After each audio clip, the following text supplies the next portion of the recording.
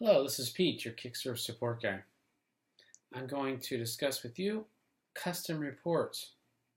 Here in the left-hand navigation column, you come to Reports, click on Reports. Here in the upper right, if you have the premium plan or an older grandfathered in plan, you will see custom reports. Note that your custom reports are built around templates. Basically, these are database tables. So like your custom report is your customer table, your jobs report is your jobs table. So before you start a custom report, you need to think about what your main objective is. Is it to find something about all customers, or is it to find something all about jobs? Another way to think of it is, if you were to go to search for cars, would you go to a tire store to look for cars? Yes, you will find some cars data there, but most of it is going to be centered around tires. So in that case, you would go to a car lot.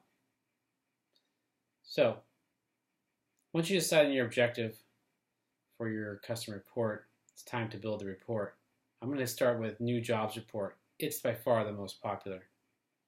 Your step one is to label the report.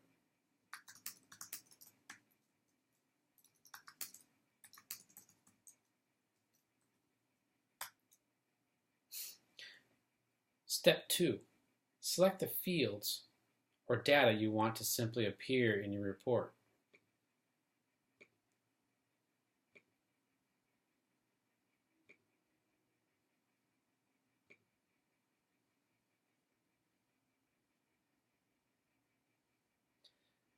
Note here that under jobs, all my custom fields for jobs appears down here, as well as my custom customer fields also appear on the custom report. Step three. Step three is, what order should the data be displayed? You can literally take these green X's and drag them up and down and place them where you want. Step four. Step four is where the real rubber meets the road. You have three columns. The first two columns are drop downs. This first drop down is going to be the data that you want to use to query or filter your records by. In this case, we are targeting job records using the new jobs report. So the data chosen here will first start off with things such as job number, service, created by, and so on. You may see a few in here you might not recognize, such as TXN date. That's the transfer date to QuickBooks. Or type. Type is going to be the same as your service.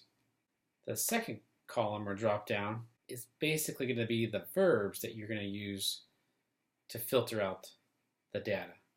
So you can see here, equal to, not equal to, less than, greater than, not blank, and so on.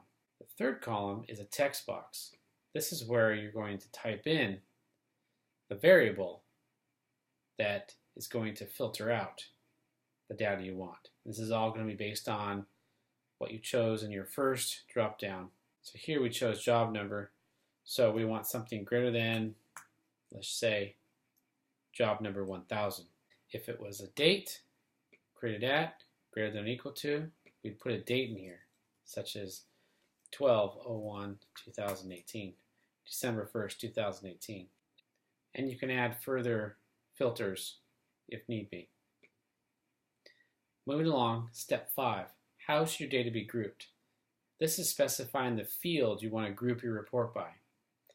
So, such as the job number, a date, or maybe our customer's name. Step 6. Step 6 is going to come into play only when you're using the new jobs report or the new job charge report. And these are going to be filled in automatically for you, where you can remove or add more. And finally, or lastly, you're going to click the green Create Report button. Here we're going to give you the option to edit the report again, to massage it more like what you want, or export the report to a CSV file and save it or print it out, or delete the report. With just a little practice, it should be that easy.